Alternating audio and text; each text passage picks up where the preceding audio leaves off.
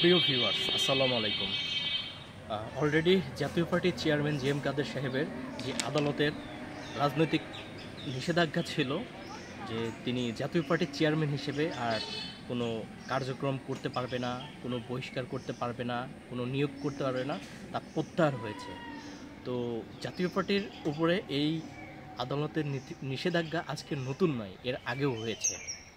তো বিগত সময় আওয়ামী লীগের সময় জাতীয় পার্টির এরকম নিষেধাজ্ঞা হয়েছে, ঠিক এই সময়েও এরকম নিষেধাজ্ঞা হচ্ছে। তো জাতীয় পার্টিকে বারবার এরকম বন্দি করা হচ্ছে। এটা জাতীয় পার্টিকে নিষেধাজ্ঞা শুধু চেয়ারম্যানকে না, এটা জাতীয় পার্টির কার্যক্রমকে নিষেধাজ্ঞা করার জন্য এরকম ষড়যন্ত্র চলছে। জাতীয় পার্টি কোথায় কি করবে না করবে এটা ঠিক করবে জাতীয় পার্টির গঠনতন্ত্র। জাতীয় পার্টির পরিচালনার যে মূল মন্ত্র সেটা হচ্ছে জাতীয় পার্টির গঠনতন্ত্র। সেই গঠনতন্ত্র অনুযায়ী সিদ্ধান্ত নেবে যে জাতীয় পার্টির চেয়ারম্যান কি করতে পারবে কি করতে পারবে না, কিন্তু আদালত তা করার এখতিয়ার রাখে না।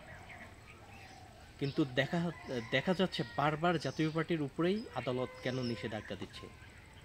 এমন তো না যে সরকারের পেশি শক্তি জাতীয় পার্টির উপর প্রয়োগ করতেছে। এখন দেখার বিষয় যে জাতীয় পার্টির আরেকটি অংশের কাউন্সিল হয়েছে, ওই অংশের নেতৃত্ব দিচ্ছেন ব্যারিস্টার আনিসুল ইসলাম মাহমুদ চৌধুরী এবং এবিএম রুহুল আমিন হাওলাদার সাহেব। আর আরেকটি অংশে নেতৃত্ব দিচ্ছেন জি এম কাদের সাহেব এবং ব্যারিস্টার শামীম হায়দার পাটোয়ারি সাহেব। তো ব্যারিস্টার আনিসুল ইসলাম মাহমুদ চৌধুরীরা ওনারা কাউন্সিল করেছেন 9ই আগস্টে 2025 সালে। তো এই কাউন্সিল ঘিরে বিভিন্ন রকমের উত্তেজনা হয়েছিল। তো এই কাউন্সিল বৈধতার আসলে কে পায়, লাঙ্গল কার, ব্যারিস্টার আনিসুল ইসলাম মাহমুদ চৌধুরীর নাকি জি এম কাদেরের? এখন দেখার বিষয় ইসি কাকে বৈধতা দেয়। অনেকেই আমাকে বলতে পারেন যে আমি অমুকের পক্ষে কথা বলছি, তমুকের পক্ষে কথা বলছি। আসলে আমি কারোর পক্ষে কথা বলছি না, আমি যা সত্যতা তা তুলে ধরছি। এখন বিচার বিবেচনা করার দায়িত্ব আপনাদের।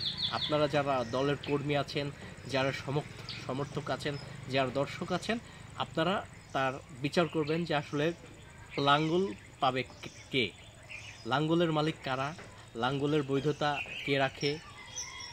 তো ঠিক আছে, আজকে এ পর্যন্তই। ধন্যবাদ সবাই, ভালো থাকবেন, সুস্থ থাকবেন। আসসালামু আলাইকুম।